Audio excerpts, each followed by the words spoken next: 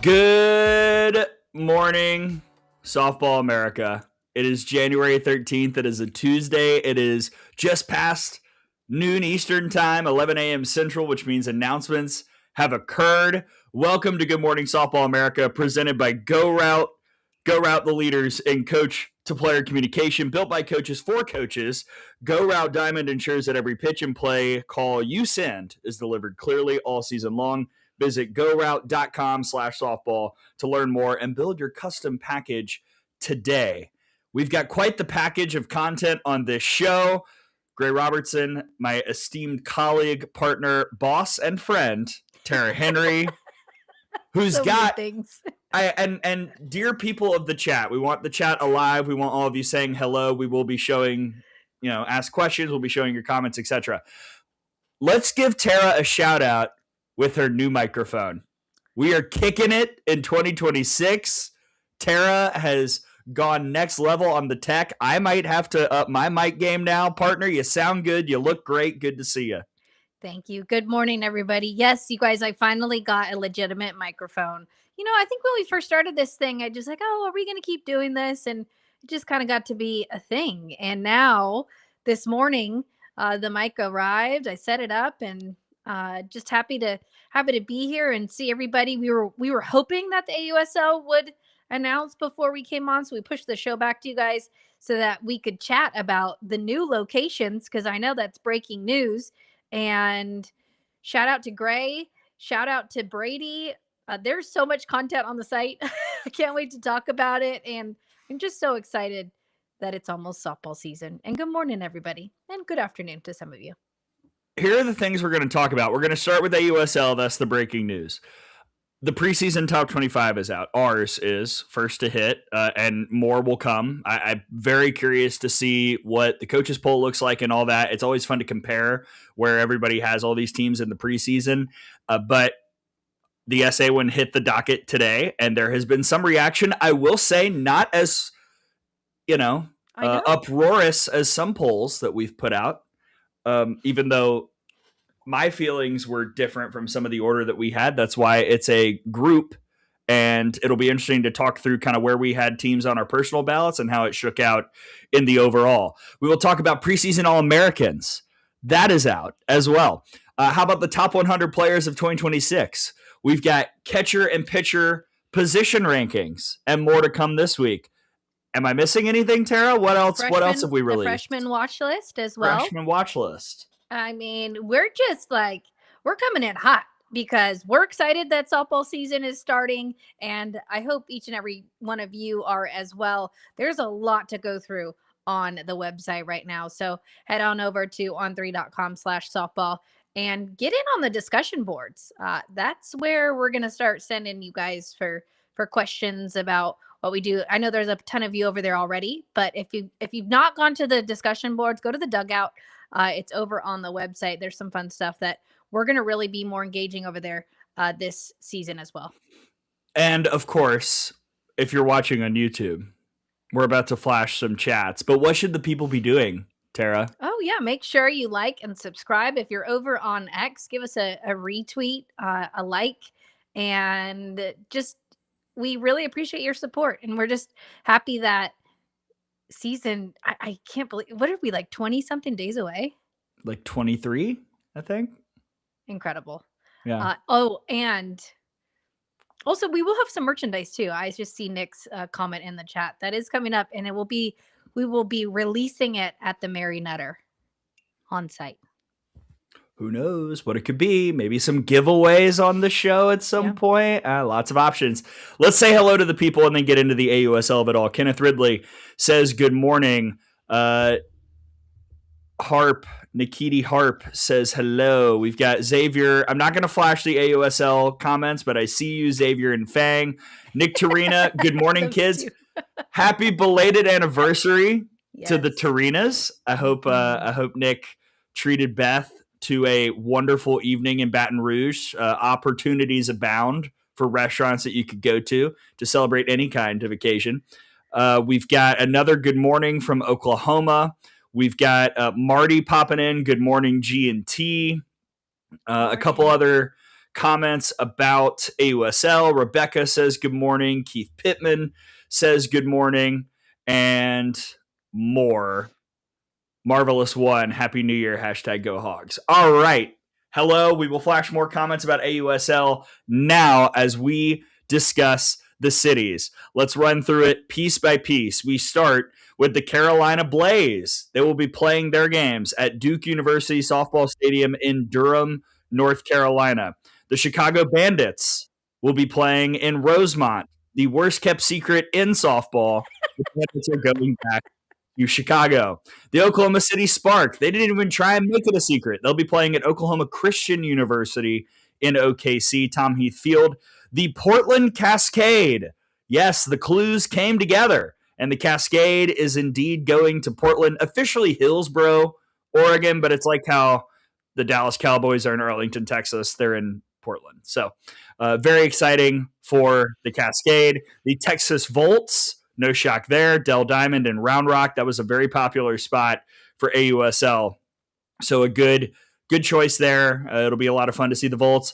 And finally, as I warned all of you on the last show, it is not the Tuscaloosa Talons. It's the Utah Talons. They will be playing at Dumke Family Stadium at the University of Utah in Salt Lake City. So really cool for Hannah Flippin. She's going to be the hometown girl for the Talons this year.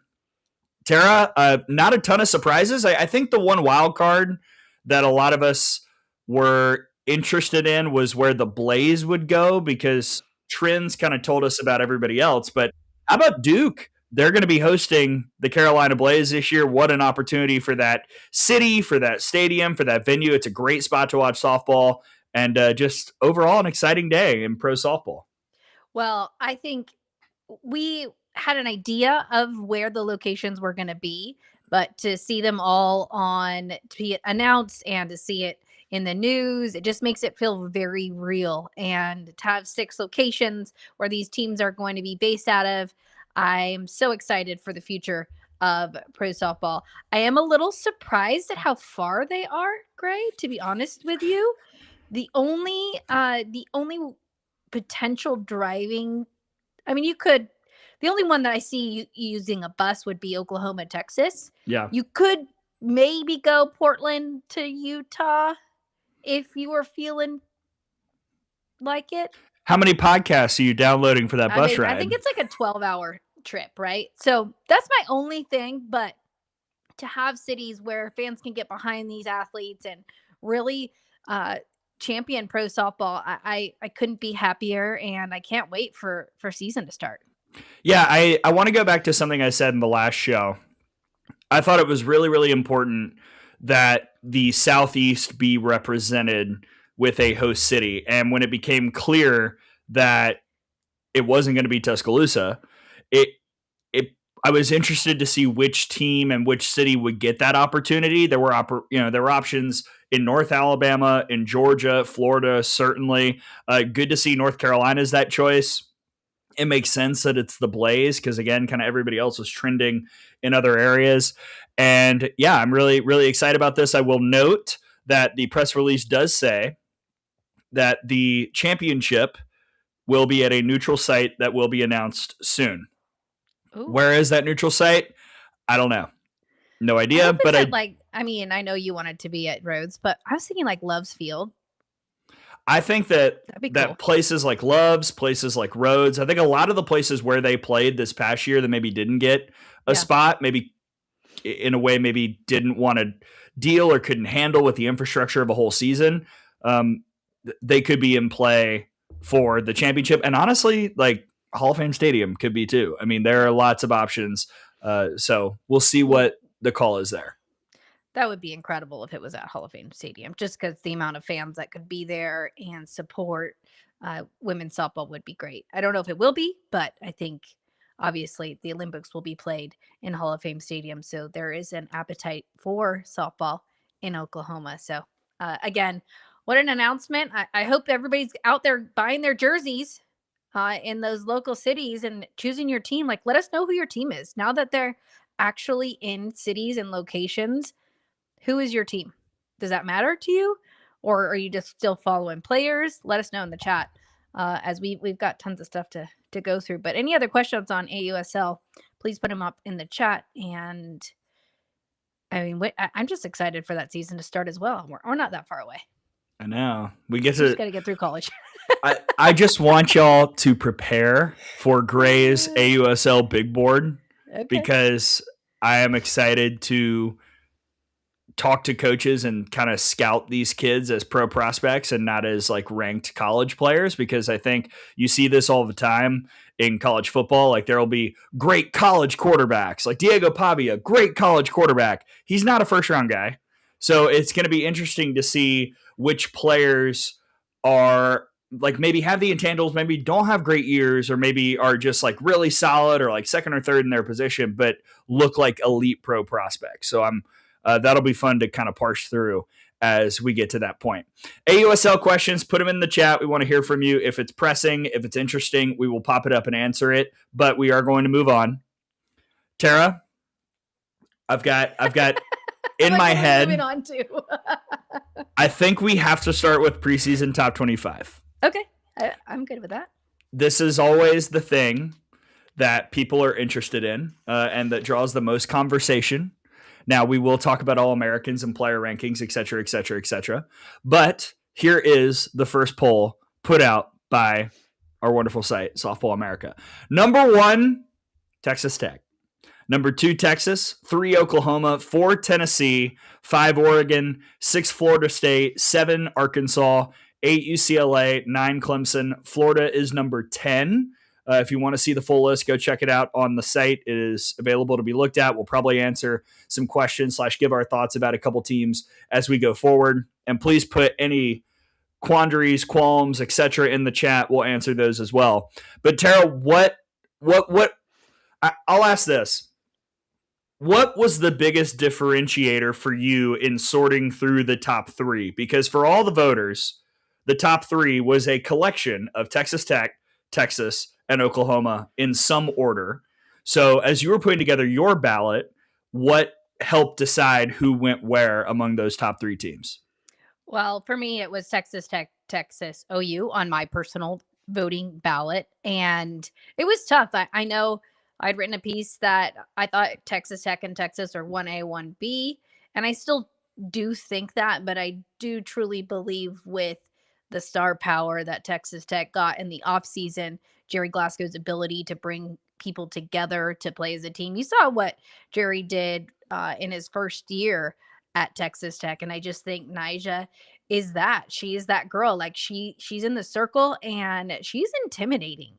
And again, I do think it's 1A, 1B, but for me, Texas Tech and who they're able to bring in with Taylor Pannell and Mia Williams as well, and then Jazzy Burns behind the dish. I just think there's so many tools and weapons. And then we're all forgetting about Caitlin Terry, the lefty, who is another fireball in the circle. So for me, it was that. And honestly, I've said this numerous times. I truly believe if Steve Singleton was still at Texas, I probably would have Texas at 1. And to me, just knowing how much of an impact a coach can have on athletes and a team, I'm not saying that it's not going to happen, but I truly believe if Sing was still at Texas, I would have Texas in that number 1 spot. There's just too many variables for me.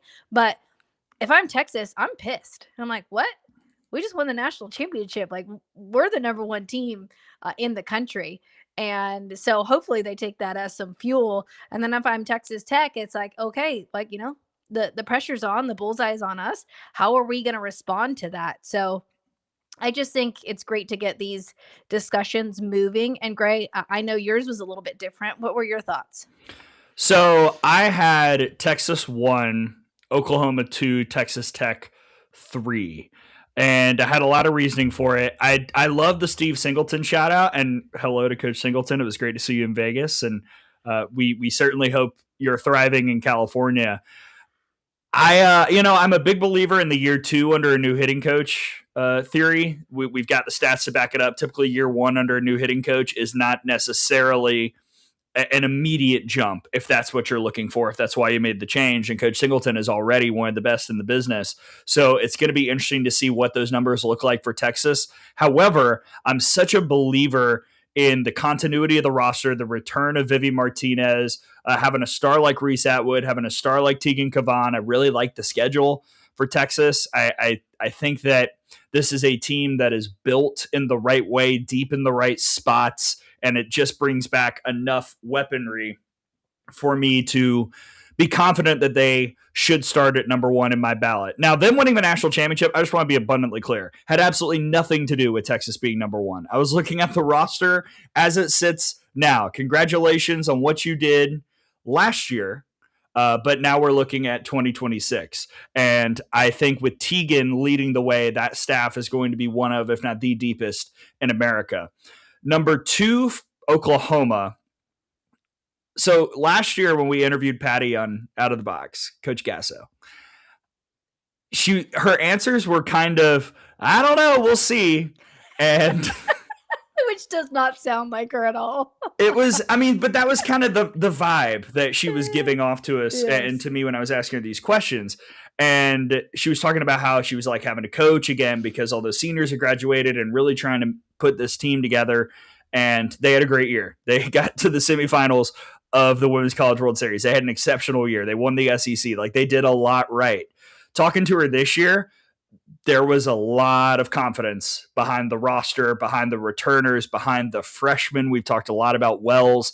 I couldn't get that out of my head as I kept tossing and turning about what to do with Oklahoma. I considered them number 1 for a moment as well, because I just think that a confident Oklahoma with as many pieces as they have is the scariest daggum thing that you can face in college softball. And then that put Texas Tech at number 3. Again, I'm a big believer that Texas Tech is going to be good at softball. I have no qualms with Texas Tech being number 1. There are just a lot of pieces that are on that team that I have not watched play together yet, and I want to see them play together before I start bumping them up to 1 and 2. Well, and I think I just want to add on your Oklahoma comment as well. That team to do what they did at such a young age last year, and again, that had graduated almost every position. My only question mark for me, and this is like minuscule, right? I still have them at 3, is how will Sydney Berzon, Wachenio go into OU and try and handle that pressure?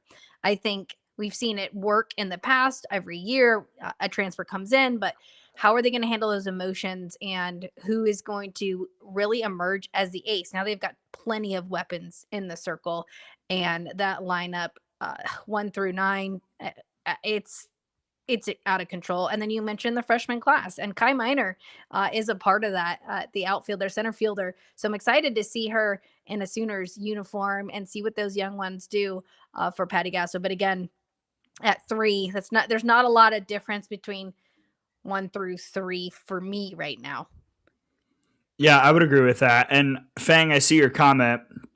Gray's concern about team chemistry for Tech is valid, but I think overblown. Also a fair thought from you. Like, I had the same concerns coming into last year, and I was right for like 2 months, and then they got it together and went on that great run to the Women's College World Series. And I say that not to be like, oh, I was right. No, it's to say that situation can change as a year goes on. So even early, Texas Tech might struggle in that regard and come together, or things could jump out to a great start chemistry-wise. It could look great, super connected, and then you face some adversity. You never know what happens. So that piece is something that we will, again, learn more and more as the season progresses. Fang also asked, I love this. He just went like straight to the bottom. Ole Miss at 25. The Rebels do sneak in to our top 25 under Jamie Traxel after that run to OKC. Tara, was there any? Ole Miss was on my ballot. They were 24 on mine. They were not on yours. I don't know what Fang was asking, but I feel like what Fang's question was my question. Which is why is Ole Miss ranked? Yes. Just losing what Ole Miss has lost. And again, Aaron Earlywine heading over to Texas. A lot of moving parts, a lot of moving pieces. What an incredible run. I will say this. And there are some pieces to that lineup that I think can work, but big question marks in the circle. And there are going to have to be some freshmen that step in and really eat up a ton of innings. And I agree. I did not personally have Ole Miss in my top 25 to start the season. Could that change? Absolutely. Is the SEC a gauntlet and either toughens you up or beats you down? Yes. So time will tell for me. But personally, I did not have Ole Miss ranked just because of everything they lost, including Aaron Earlywine. Yeah, with Ole Miss, you're asking Jamie Traxel to basically replicate what they did last year, right? Because they pulled a lot of kids from the portal. It's going to be a lot of new faces. Can this team gel? I'll be honest, I did not have a ton of contenders for my top 20. I think there are a lot of good teams out there, but a lot of teams I still need to see. And when I wrote down my initial, all right, who should I look at for this poll? I had about 28 teams. And I think that the thing that stuck out about Ole Miss to me was the top two bats that are coming back in Percy Yamas and Mackenzie Pickens. Percy Yamas was such a quietly like an exceptional stud last year as a freshman. I do want to see how that pitching shakes out. This is a brand new pitching staff. Jamie Traxel talked about that on media days. Like returning 0 innings pitched is never fun. But I think that she's high on a lot of the freshmen. I like some of the additions that they made out of the portal. We'll see what Lily Witten, who sat out last year after transferring in from Missouri a little bit late, what she can do maybe with a year under her belt. She's kind of the quote unquote pitching returner.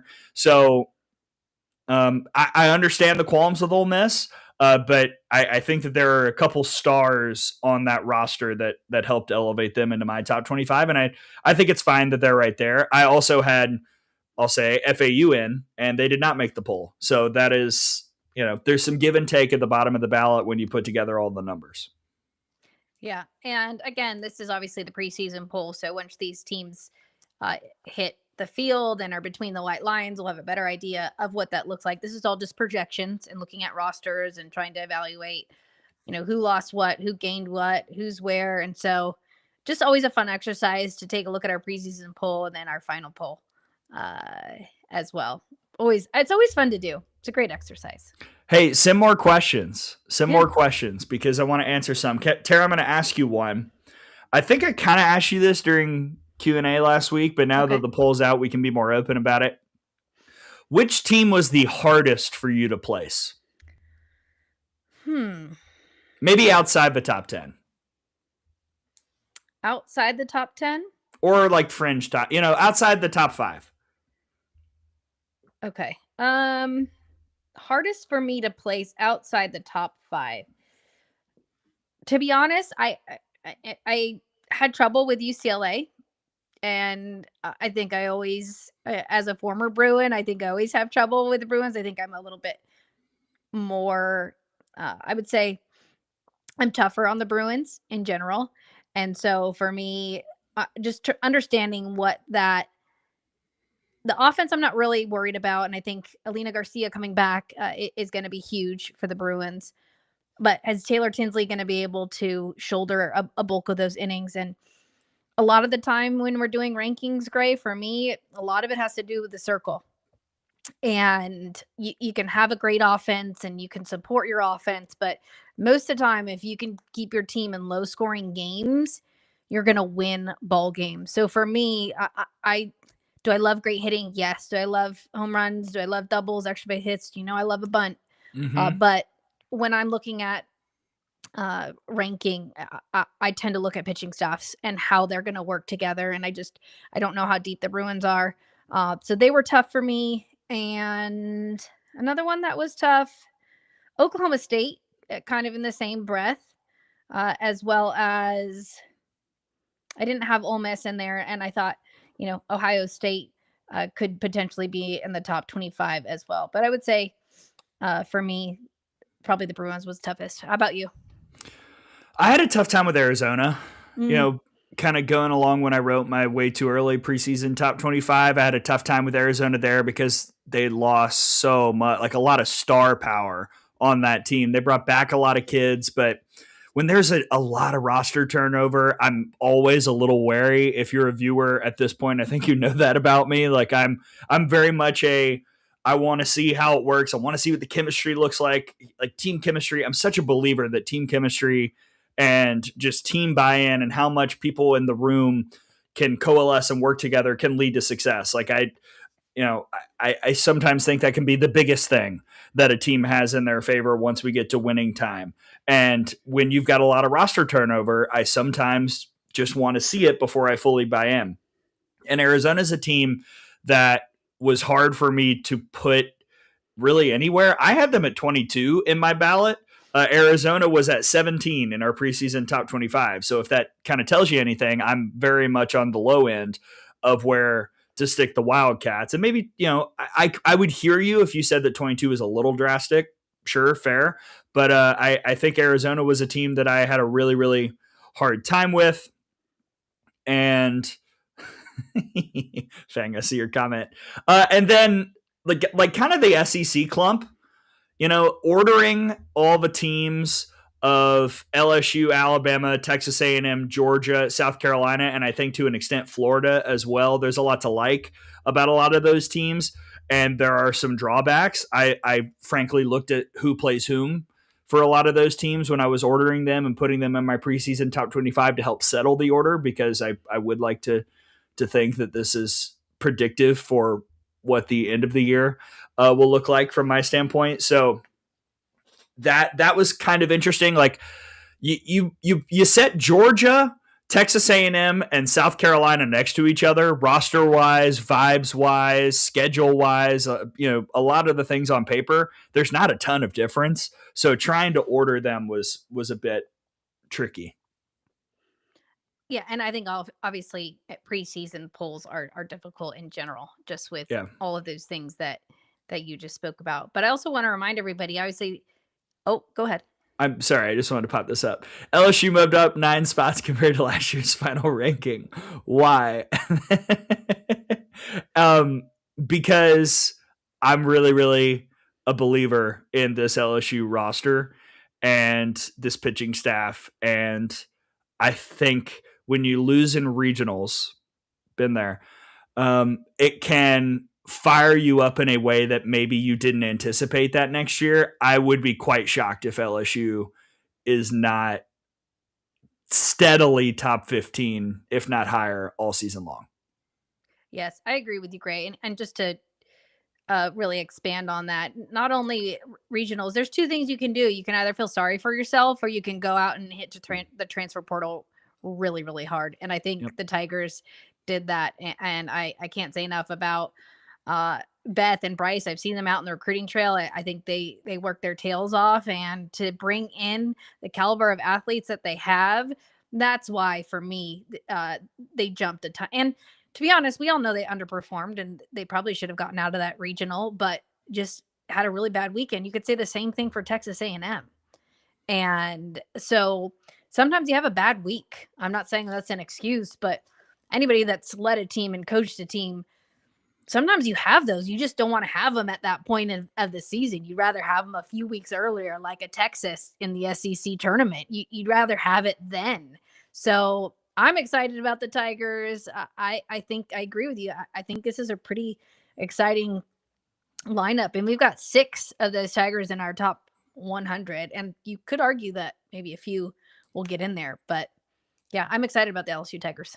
Yeah. So I'm sorry I cut you off. What were you about to say about the poll and whatnot? Oh no, I just wanted to remind everybody that our podcast is now sponsored by GoRout. Oh, So, yeah. I mean, these guys, I love this company, and those that have used it, I'm going to put their link up in the chat right now.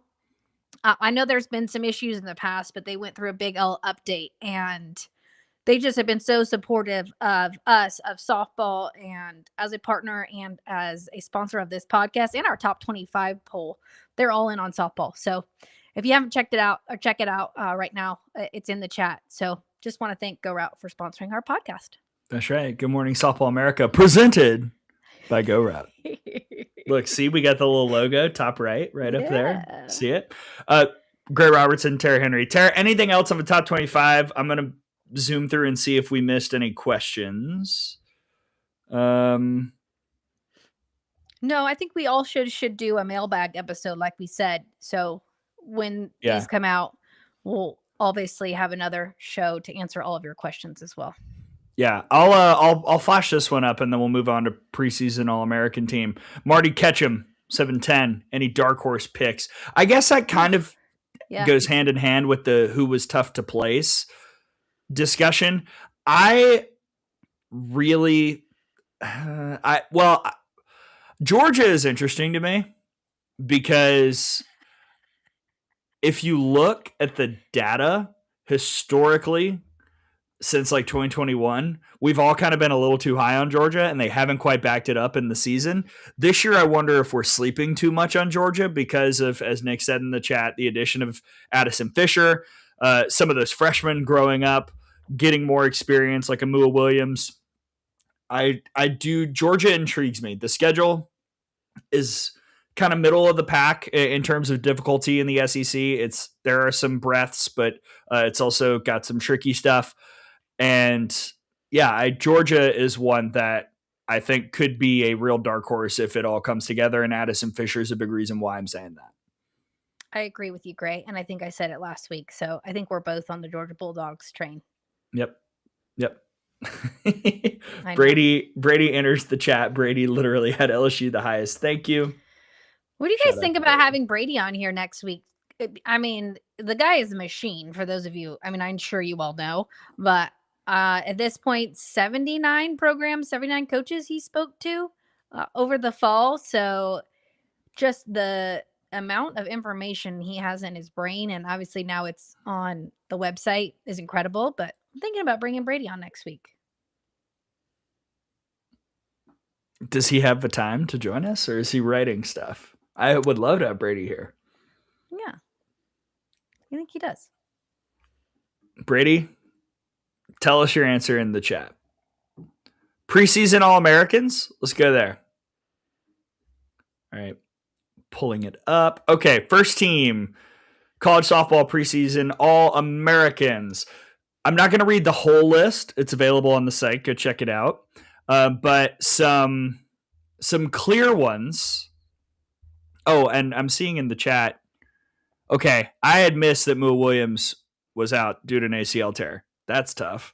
Gosh, I hate that for her, and I hope she recovers well. But that's a massive loss. So, okay, that'll be interesting to sort out with Georgia as we get ready for the season.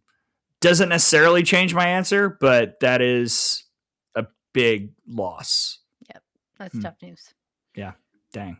Thinking about Mua because that's never fun. All right, back to first team college softball All-Americans. Some of the easy ones, some of the ones that like were auto for everyone who voted. Reese Atwood on the list, Jordan Woolery on the list, Taylor Shoemaker, Cassidy Pickering. The pitching crew I really, really like. Nyjah Kennedy, Tegan Cavan, Carlin Pickens, and Taylor Tinsley. Like pretty strong. Was there anything in particular when all the voting again settled out, Tara, that surprised you?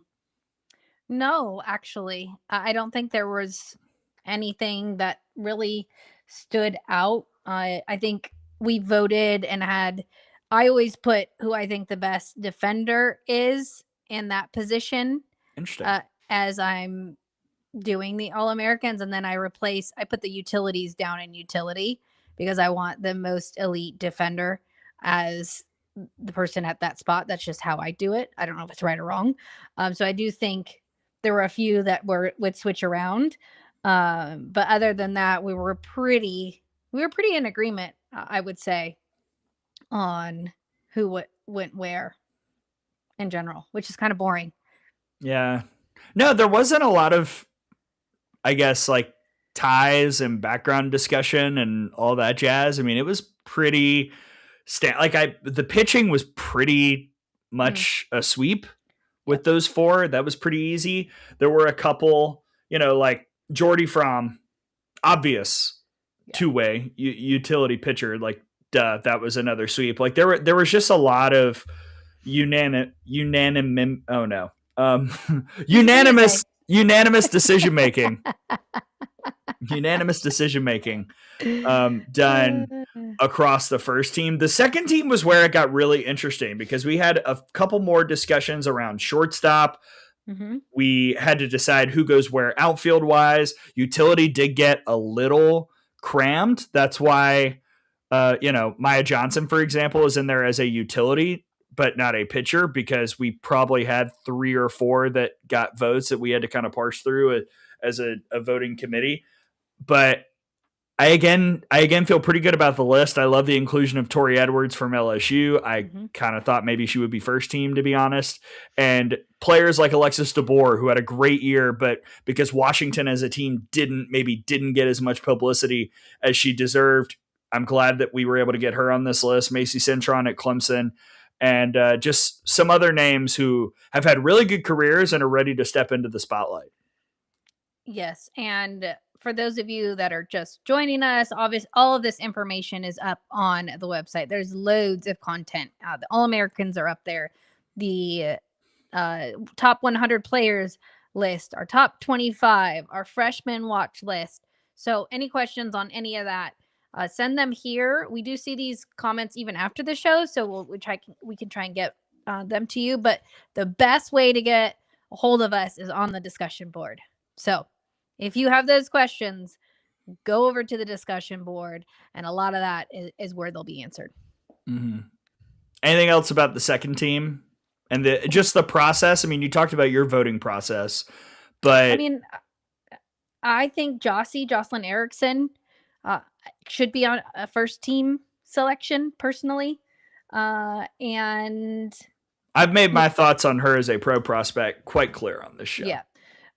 And then, I mean, it's just so tough when you have to take a look at these players. And I want to remind everybody, and I'm going to roll this right into top 100. When we're taking a look at the top 100 players, there's 9 positions on the field. So let's say if we were truly using 9 positions on the field, how many is that? How many players are you going to get per position? Top in the country? 10? Maybe 11? So that's like the top 10 at each position. So that's 10 schools. How many schools are in the SEC? How many schools are in the Big 10? How many schools are in the Big 12? So a lot, right? So when you're actually doing a legitimate list, a top one with only 100, let's take it out. We'll go to middle infielders, corner infielders, pitchers, catchers, outfield. So that's 5. Right? Yeah. So you're looking at the top 20 players in the country at each position.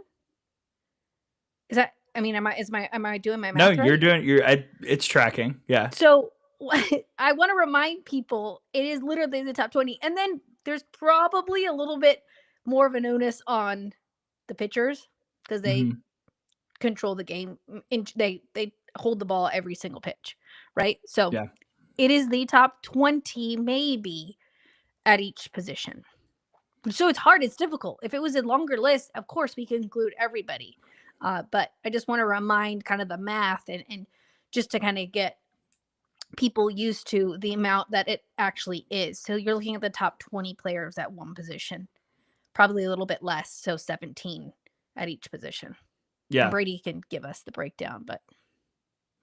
Yeah, and there will be what I'm excited to see, honestly, Tara, as we get ready for the top 100. Who on this All-American team, this preseason team, is not on the list that makes a case and has to be? Because every year there are a bunch of kids who have seasons that maybe weren't expected based on past evidence, and we put them on lists. And those are the players that really excite me, that make that team more interesting, make that player more interesting, and I think add some more, I guess, variation to how this goes, because it would be super easy to just like throw the same people on year after year. But then you might have a kid who has a breakout season, and what can they do to kind of change the perception of their game, but also the team that they play for. So that's always something that's fun to look out for. I think that you'll look across the Power Four and the mid majors, there are a lot of breakout candidates who are very close to being on this list, and even some that we aren't thinking of who are going to have great years that will end up there in the postseason. And that's why this is fun. Let's go to the top 100, Gray, just to go over the top. Do you have the top 10? I've got it ready here. Perfect. So we'll go to our top 100 players list, and obviously the full list is up on the website, but Gray's got the top 10. Yes. I've got him as well if you need it. Go ahead. No, I got it. Number 1, Nyjah Kennedy. Have you heard of her? Good at softball. Number 2, Jordy Fromm. You have heard of her, but maybe not as Jordy Fromm. If this is your first time checking back in with softball about to start, Jordy Ball got married. She's now Jordy Fromm. We're all going to have to slowly shift. I did see some comments that were like, who's Jordy Fromm? And Nebraska people and OU people were quick to reply. So Jordy Fromm, nay Ball. She's number 2. Carlin Pickens 3, Ella Parker 4, Tegan Cavan 5, Reese Atwood 6, Jordan Woolery, my broadcast partner at Alliance, 7, Taylor Shoemaker 8, Megan Grant 9, Cassidy Pickering 10. What do you make of it? Let's see. Thoughts on the top 10. I think it's a pretty solid list. It could potentially move it around a little bit if you wanted. But for me, I want to see how Shoemaker does in her sophomore season after having a breakout freshman campaign, how she does in her sophomore season. Again, Nyjah, Jordy, Carlin, just that. Imagine those 3 on a single team. Nyjah, Jordy, and Carlin. What, you talking about Team USA? I mean, to face those 3 arms. And then Cavan. I know we got a little heat about Cavan being at 5, but I just think, again, out of these top 10, you've got, UCLA, Woolery, and Grant. Not going to see the best pitching in the Big Ten. I think that's why those numbers were so insane a season ago. Don't get me wrong; those 2 can straight up hit, but I do think those numbers are a little bit inflated. But with that said, I do truly believe they should be in the top 10 as well. And then, yeah, I think business as usual for me in the top 10. Those are my only comments there. How about you, Gray? Yeah, I saw the commentary about Tegan Cavan too, and I think it's really funny when people view being a top 5 player in an entire sport as a slight. I know. It's not. Yes, Tegan went on a great run to that national championship, has had a great career at Texas, and is very deserving. I could make the argument for number 4. I could make an argument for higher, but I found it odd that a lot of people seem to view being the 5th best player, a top 5 player in the whole sport in all of the country, as an insult to Tegan Cavan. That certainly should not be how that is perceived. And also, like, the top 3 arms in the sport has, you've got like the 2-time SEC pitcher of the year. You've got a past player of the year. You've got like the 2-way queen. You've got all the All-Americans right up there in the top 3. And then I think Ella Parker, her talent is undeniable. Just the injuries last year probably hurt her statistically for about a month, way more than even those of us tracking Oklahoma fans, even watching every game, were aware of. And if she doesn't get hurt last year, there's a chance she's putting up like legitimately historic numbers last season for the Sooners. So yeah, I think that Tegan at 5 makes a lot of sense. I like the inclusion of the UCLA ladies, Woolery and Grant. I hear you on the Shoemaker. And what was interesting was like as I was looking at this list and Brady first like put it out and we first released it and started talking about it, it was interesting to me how clear the top 10 felt. Mm-hmm. Like I didn't really see anybody below 10 that I was sitting there fighting to be in the top 10. You know what I mean? So again, that's preseason. It'll be interesting to see who can step up. But as of right now, there was a little bit of a clear line of delineation in the top 10. And then maybe I would say top 25 to 30. Yeah. And there's a couple players. I've got 3 here. Katie Stewart. Also, weighted runs created is the metric that's on there, as long with fielding independent fielding FIP. What is that abbreviation for? Fielding independent pitching. That's a statistic that estimates a pitcher's run prevention independent of the performance of their defense. Thank you. Oh, it's written down right here. Oh my goodness. I got you. So both of those metrics were used on there. So 3 that stood out to me. Katie Stewart is worth 102.73 weighted runs created for Texas. So I think Stewie is primed to have another big season. Grace Jenkins, former Big East Player of the Year, who's now at Arizona, had the 4.24 average a season ago. I think she's going to be able to do some big things with the Wildcats. And then Savannah Kirk from GCU with her 5.05 batting average at 87. But again, Brady did such an incredible job on just compiling all that and making sure you guys have a couple nuggets on some of those athletes. And again, take a look at the list and let us know what you think. Yeah, hit us up in the chat. I see that y'all are arguing about other stuff. That's fine. That's fine. Do what you want. It's an open community. That's why we're here, for them to have a community to talk to one another and debate. Well, there's a lot of emojis, but yes, let's we also have a top 25 question. Should I pop that up? Yeah, my chat's going pretty fast with them talking to each other. So if you've got a question that you see. All right. Late but present from Carol Lucas 77. We at the South Carolina delegation see the 16th ranking and will use it as motivation. Fair enough. I would do the same.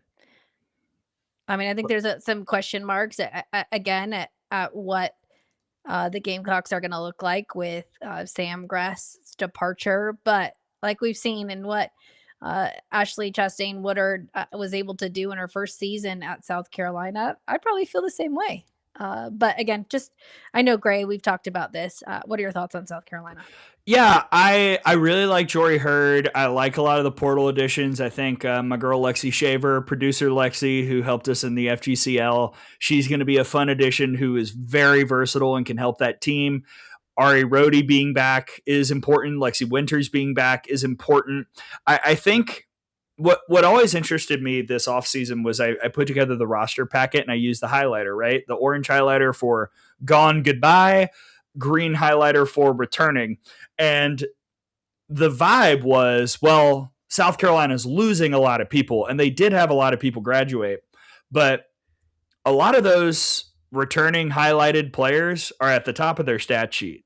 So South Carolina is a team that, again, if that room can gel with the studs that they have coming back, and if the pitching staff as a whole can kind of not necessarily moneyball it, but kind of replace a lot of that key clutch production that Sam Grass gave them, then yeah, South Carolina is going to very, very, very much be back in the thick of things. And also, like, let's take a moment and congratulate Ashley Chastain Woodard for what she's done with that program. Like, not that long ago, South Carolina was missing the NCAA tournament. Now their fans are mad that they're only 16th in the preseason top 25.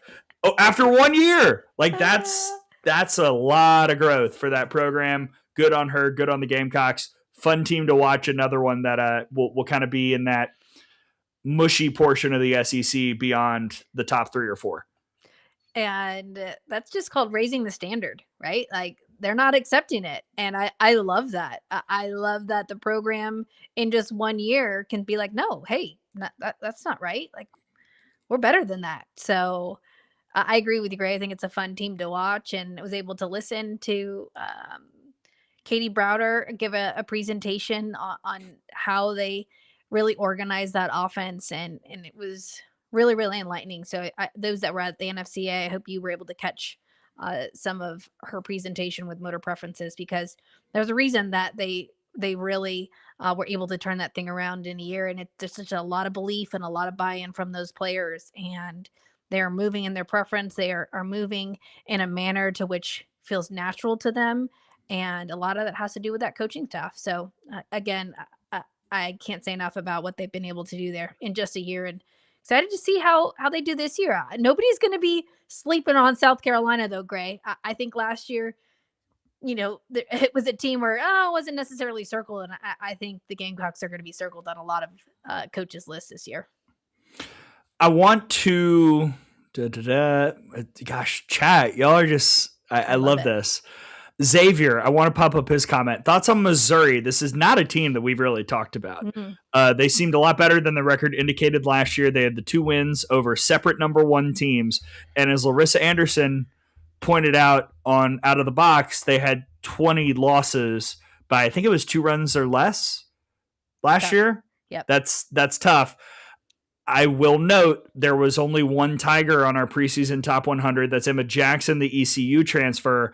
A lot of what Missouri wants to accomplish for me is dependent on the 1-2 in the circle. Can Sierra Harrison and Marissa McCann take the next step? Mm-hmm. And then I think 3, like, this is a lot to put on her, but Abby Hay has got to be better. She, like, last year just kind of didn't work. It didn't happen. You got to scrub it and bring back a lot of the production that she was dishing out her freshman year, because she was one of the real, like, burst onto the scene. Whoa, who's that? That's someone to watch players in her freshman year. Sophomore year, it didn't work, didn't happen. That's okay. That happens in college sports. But what do you do with that? That's the key. And if it's a good year for her, then we could be talking about Missouri as a team that can knock some folks off in the SEC and make some noise.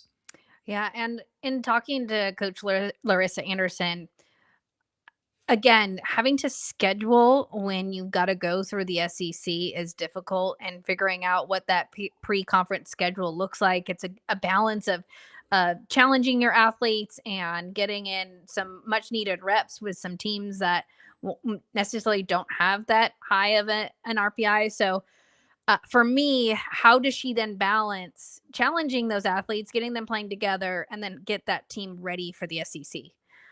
Because we've talked about this time and time again, and making sure that you've got those quality wins. But it is tough when you take a look at that schedule, losing by that margin of error. That's just tough. Sometimes the ball doesn't bounce your way. You feel like you can't catch a break. And so it is a question mark, and a team that we don't talk a ton about, but one to keep an eye on, I think, in pre-conference play.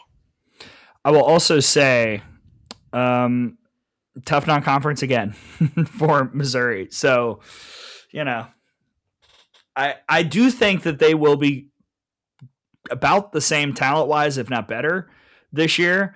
But you do have to make sure you take care of business. And as tough as the non-con is, that makes all those midweeks and all those games against mid-majors that the metrics say you should beat even more important, because you better win those games. Otherwise, you're going to be looking down the barrel of another around 500 year, even though you're talented way beyond that record. So Missouri, interesting year.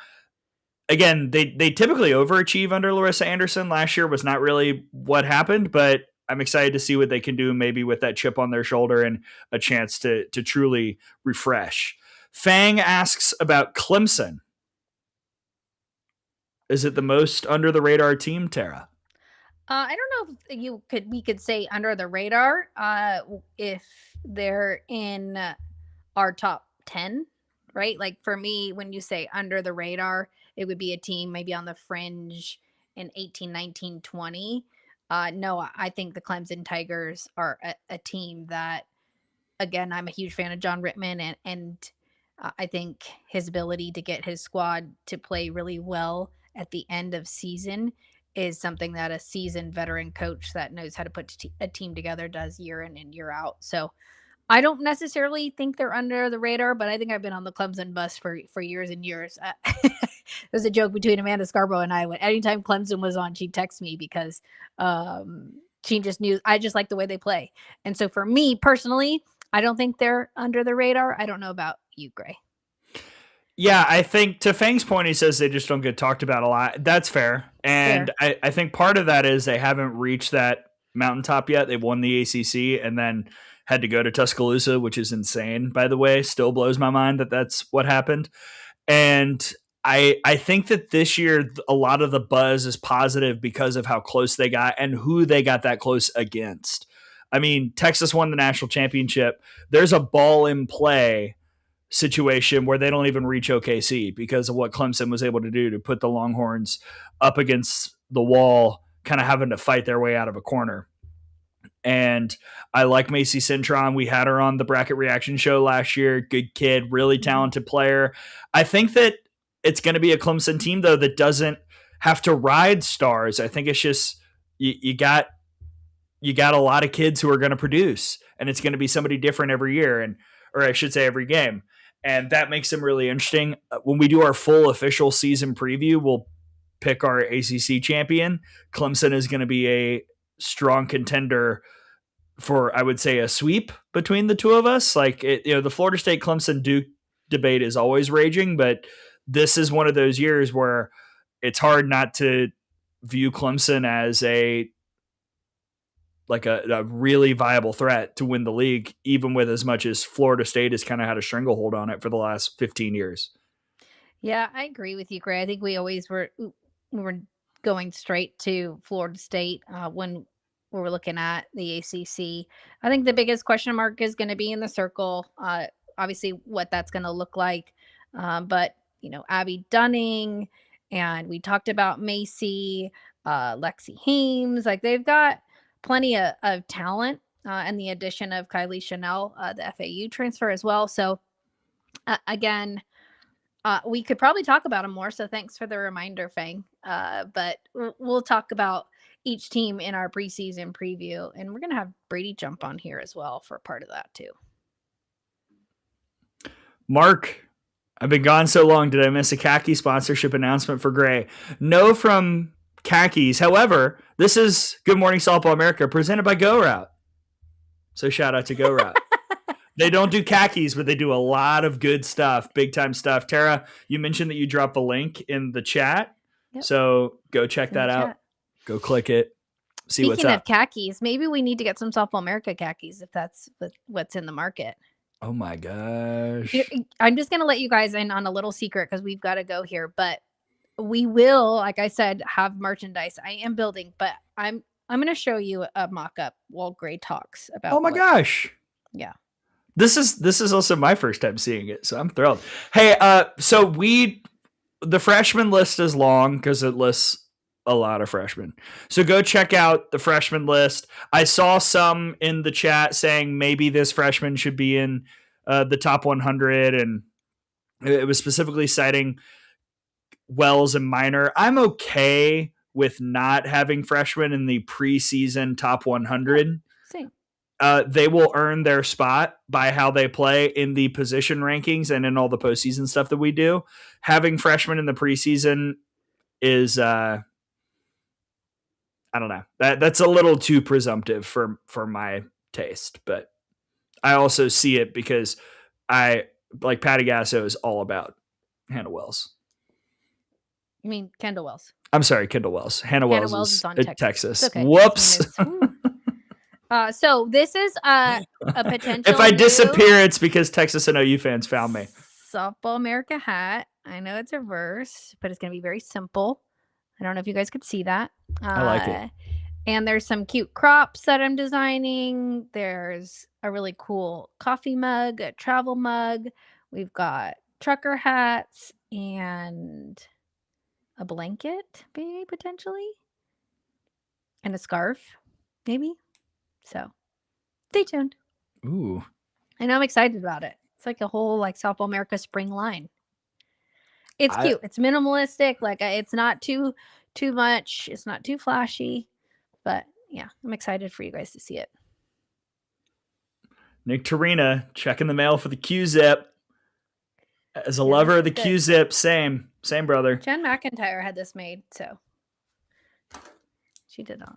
Same with this one, which is so good.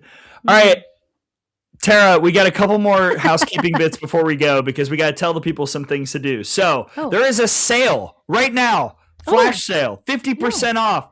Folks, if my sister knew about anything that was 50% off, she would be flocking to that store.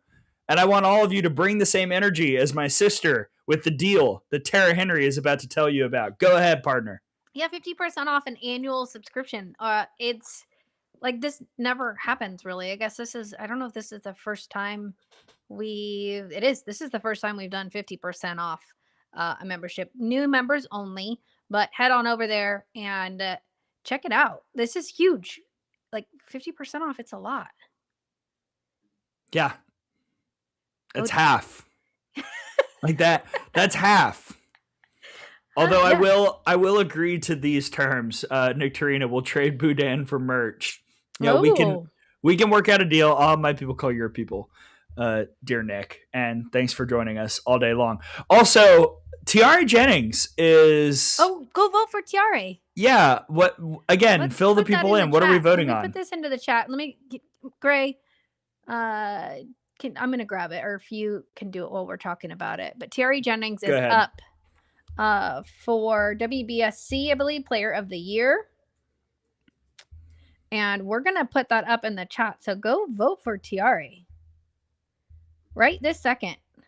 Go vote. Yes, right now. I am putting it in the chat. There you go. Athlete of the Year nominee by the World Games. World Games nominee. Go and vote for Tiare Jennings right this second. Everybody that is on YouTube, do it right now. If you're on Twitter or X, head on over to YouTube or find where you need to vote for Tiare. Athlete of the Year for the World Games. Oh, and you can vote every day for her. Thanks, Fang. That's kind of all I got. I mean, That's again, once I will say this, once we get in season, you mentioned it, we'll have a Q&A show. We'll have Good Morning Softball America to start your week. We'll have the Softball America podcast is going to be kind of more long form-ish interviews and kind of stuff. I'm sure we'll mix up me and Tara, who's on there, Out of the Box, premiering in early February. So you will not be lacking content. And now we just kind of wait and continue to prepare and continue to field your questions. Maybe next week we'll do like a full Q&A about All-American and Top 25. And then the week after that will be our preseason show, I guess. Yeah. And I also want to thank each and every one of you, because those of you that have been following us for quite some time are moved to On3 to be on that platform to provide stars for the athletes, to have a bigger platform, has allowed us as a company to grow exponentially. And I just wanted to thank each and every one of you, because we were like top in sales on that entire site. And that's because of you. And so keep liking our stuff, keep reposting it, keep supporting. And they're seeing it loud and clear that women's softball is something that is here to stay, and they're going to get a return on their investment. So I just wanted to thank each and every one of you for supporting us in our journey. And as we start the next D1 college softball season here, thank you. Thank you from the bottom of my heart. And no, from all of my heart, not the bottom. I have all my heart for your support. We wouldn't be here without you. Yeah. And a couple more things. Fang, I see your comment. Yes, we will have our roundtable. Our preseason roundtable will go out as it usually does. I've already written like 7 combinations for OKC. I'm insane. And as for the other things, content-wise, we'll let you know if there's anything else that adds to the schedule, subtracts to the schedule. Stay tuned. As the kids say, watch this space. Anything else, partner? Oh, one other thing. I forgot to tell you guys this, but I did put that user on timeout. So. Me too. Oh, we both did.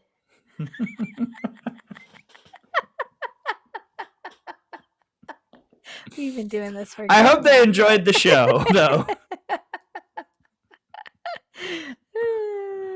Yeah, that's it. That's it. All right, we're going to have a full schedule of when we're going to release, preseason, like our preseason prediction show, our day one launch, et cetera, all that stuff.